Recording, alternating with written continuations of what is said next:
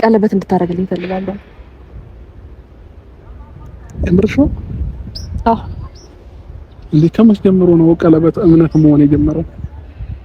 ልቤ እየተመለሰልክ ለኔም ደግሞ የሆነ ነገር መታሰብ አለበት። ጭንቅላትህ ላይ ስለኔ የሆነ ነገር ማሰብ ይኖርብሃል አይደል? አብርሽ እንደምወድህ እንደማፈቅርህ ታውቃለህ። ስለዚህ እኔ ደግሞ ላንተ ይገባል ወይም ደግሞ ላንተ ይሆናል ብዬ የማስበውን ነገር ነው ዛሬ ይሄን ሀሳብ የመጣልኝ። ምክንያቱም ይሄን ነገር ስታደርግ ለወደፊቱም ቢሆን በአንተ በኩል የሚመጣው ነገር ሙሉ ተቀብዬ ምንም በቃ ምንም ይምጣ በአንተ በኩል የሚመጣው ነገር ሙሉ ተቀብዬ ውድ ባለቤትህ ነው ልሆን የምፈልገው። ታዛዥክ ገባክ? ሀሳብክን መረዳት የሚፈልግ ብዙ ነገር ነው ካንተ ጋር ማሰባው አብርሽ። ነገ የኔና አንተ ሰላማዊታ ድጋሚ ተመልሳ የምትመጣ አይነት ስሜት ስለተሰማኝ ነው ይሄን ቀለበት አድርግልኝ ያልኩክ። ከዚህ በፊት ፍላጎት ሳይኖረኝ ቀርቶ ሳይሆን ወደዚህ ውሳኔ እንድደርስ ያደረገኝ ያ ነው አብርሽ። ይሄን በመጀመሪያ ደረጃ አንድ ነገር ልንገርሽ፣ ቀለበት እምነት ሊሆን አይችልም። የሰው ልጅ እኔ ከዛም በፊት ከብዙ ሰዎች ጋር ያጣላኝ የነበረ ነገር ምን እንደሆነ ያቀለህ መተማመን የሚባለው ነገር ነውና የሰው ልጅ ማመንና ለህሊናው መተው በራሱ አንድ ትልቅ ነገር ነውና አሁን ይሄንን ነገር አድርግ ስላልሽኝ እኔ አላደርገውም። እውነቱን ተነግርሽ ማለት ነው። እምነት ልብ ነው፣ እምነት ጭንቅላት ነው፣ እምነት ህሊና ነው። እሺ ይሄ የሚገዛ ነገር ነው፣ ተራ ነገር ነው። ቀለበት የልብ መተሳሰር ደግሞ ከምንም ነገር ይበልጣል።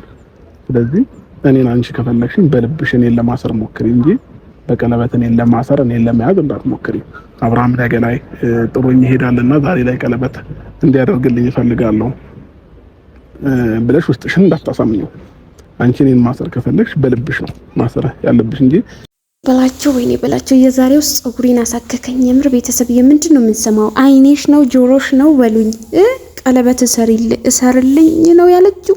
ቀለበት ሚስትህን ፍታና እኔን ቀለበት እሰርልኝ፣ ልጅህን ተውና እኔን ቀለበት እሰርልኝ፣ አፈቅርሃለሁ ወድሃለሁኝ፣ ግን እኔ አላስርልሽም። ከመጀመሩ ነው ቀለበት ፍቅር የሆነው እምነት የሆነው ተብለሻል። አርፈሽ ቁጭ በይ። ቁጭ ምን አባሽ ከኋላ የመጣ አይን አውጣ እንደሚባለው ተረት ማለት ነው። ጭራሽ ብለሽ ቀለበት እሰርልኝ ብለሽ ትመጫለሽ። ኧረ ወይኔ ኧረ ወይኔ ኧረ ምንድነው ደግሞ የገጠር ሙሽሮች መስለሻል። የዛሬውስ የተለየ ነው የምር ቤተሰብዬ፣ የዛሬውስ የባሰ ነው። ጭራሽ ብለሽ ቀለበት እሰርልኝ። ቤተሰብዬ እንግዲህ ዛሬ ቀለበት እሰርልኝ እኔ እንደምወድ እንደማፈቅር ታውቃለህ። ስለዚህ የኔ የሆነ ነገር መታሰብ አለበት፣ የሆነ ነገር ልታስብ ይገባል ብላ እንግዲህ ቅድም እንዳለችው ልጅቷ ማለት ነው ፍቅር ሳይሆን ገንዘብ ነው የፈለገችው። ገንዘብህ እስከሚያልቅ ድረስ ነው እኔ የምፈልግህ፣ ከዛ በኋላ እኔ አልፈልግህም ብላው ነበረ። አይ እውነት ነው፣ ይሄው ፍቅር ሳይሆን ገንዘብ ነው የፈለገችው እሷ። አሁን ተናግራለች። ፍቅር ሳይሆን ገንዘብ ነው የፈለኩት፣ አብርሽን አይደለም የምፈልገው፣ ገንዘብ ነው የምፈልገው ፈምሼ ከዛም በኋላ ብር ሰብስቤ ነው የምወጣው ቻናሌን አሳድጌ እንጂ የሱ ትዳር ልበጠብጥ የፈለኩበት ምክንያት ዋና ምክንያት እኔ ልፈምስ ስለፈለኩኝ ነው። እሱ ህይወቱ ተበጥብጦ ከዛም በኋላ እኔ ወጣለሁኝ እያለች ነው ማለት ነው። አይ ሞኝ አብርሽዬ፣ አይ ሞኝ አብርሽ ሞኝ አብርሽ ሞኝ የዋህ አግኝታ ትጫወትብሃለች አይደለ? ሩታ እኮ አውቃ ነበር፣ ሁሉም ነገር ተረታ ነበር። ግን ዛሬ ላይ አንተ ተበላክ፣ የምር ተበላክ። ጭራሽ ብላ እኔ ወድሃለሁ አፈቅርሃለሁ ብላ ድጋሚ ደገመችው። እኛስ እንሰማሻለን፣ እኛስ እናይሻለን፣ እኛሽ ቪዲዮሽንም እንጠብቃለን ይብላኝ። አይ ሩታዬ እንግዲህ ያው ቻል አርጊው ሩታዬ፣ ምንም ማድረግ አይቻልም። እኔ አልወዳትም ያለው ውሸት፣ እኔ እኮ አላፈቅራትም ያለው ውሸት፣ እኔና እሷ ምንም ነገር የለንም ውሸት፣ እኔ ከእሷ ጋር ጭራሽ ህይወት የለኝም ዝም ብዬ ያው ጊዜ ማሳለፊያ ነበረ የሚባለው ነገር ውሸት። ከእሷ ጋር ይሄው ግንኙነት ተጀመረ። አፈቅርሃለሁኝ ምትወጂኝ ከሆነ በልብሽ ውደጂኝ ብሎሻል እኮ። ስለዚህ በልብሽ ውደጁ፣ በቃ አለቀ። በልብሽ ከወደሹ በቂ ነው። ቀለበት አያስፈልገውም። خلاص በቃ። እንዴው ያኛው ነገር ቶሎ አምሮሽ ነው ወይስ ምንድነው? በዚህ ልክ እንደዚህ መሆን፣ ሴት መሆንሽን ረሳሽ? እስኪ ረጋ በይ፣ ሰከን ብለሽ አስቢ። በጣም ሰከን በይ፣ ገና ይቀርሻል አንቺ።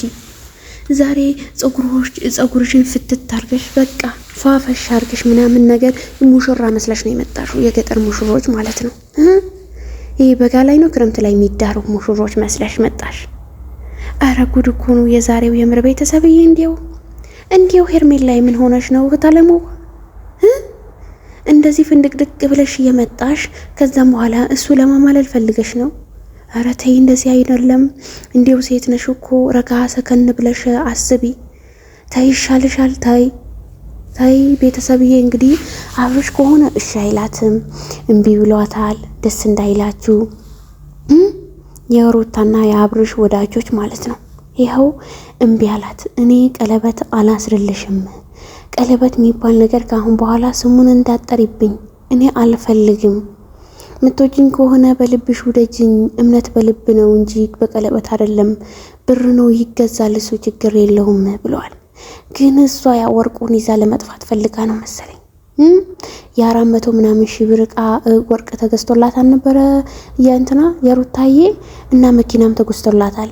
ለምንድን ነው እንደሱ የማይገዛልኝ ብላ ቸኮለች። እንግዲህ ቸኮልሽ እኮ በዚህ ልክ ምን አስቸኮለሽ ሄርሜላ? እንዴ ረጋ ብለሽ እኮ ነው ደግሞ መጠየቅ ያለብሽ። ራሱ በአንዴ ከሚስቱ ጋር ተለያይተዋል ብለሽ ጭራሽ ብለሽ በቃ ስለተለያየ እኔ ይሄንን ነገር መጠቀም አለብኝ ብለሽ ነው።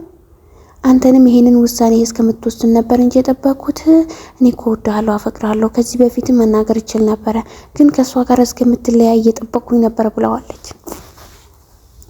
አሁንም ቢሆን እኮ ሄርሜላዬ አልተለያዩም አይደለም ቤተሰብ አይለያዩም፣ መቼም አብሮ ይሆናሉ። ታያላችሁ ዘንድሮ 2025 በቃ ይታረቃሉ ቤተሰብዬ። እና እንዴት እንደሚያሽሞነምናት እንዴት እንደሚያረጋቸው እንዴት እንደሚያንጠለጥሏቸው እያቸው። በዚህ ልክ እንዲህ መሆን በዚህ ልክ እንደዚህ ማለት በጣም ነው የሚያስጠላው፣ በጣም ነው የሚደብረው። ኧረ ሴት ሆነሽ እንደው የሴት ክብር የሌለሽ ክብረ ቢስ፣ የምር የመጨረሻ ክብረ ቢስ ነሽ የምር። ጭራሽ ብለሽ ኧረ ይበቃዋል። ይሄን ያክል ደግሞ ጉንጩን 10 ነው የምትስመው፣ 10 ነው የምትገምጠው ግምጥ። ኧረ ይበቃዋል። ከዚህ በላይ አስቀምጭለት እንጂ አስቀሪው፣ ትንሽ አስቀሪለት። ኧረ ወይኔ የምር የሴት ክብር የሌላት ሴትን የማትመስል እኔ እቺን አየሁ፣ የምር እቺን አየሁ። ጭራሽ ሚዲያ ላይ ወጣ ቀለበት አድርግልኝ፣ የሰው ባል ቀምታ ቀለበት አድርግልኝ። ግልፍጥ፣ የመጨረሻ ግልፍጥ ነሽ የምር የመጨረሻ ማለት ነው። እኔ አንቺን አየሁኝ እንደዚህ አይነት ገጣባ ሁላ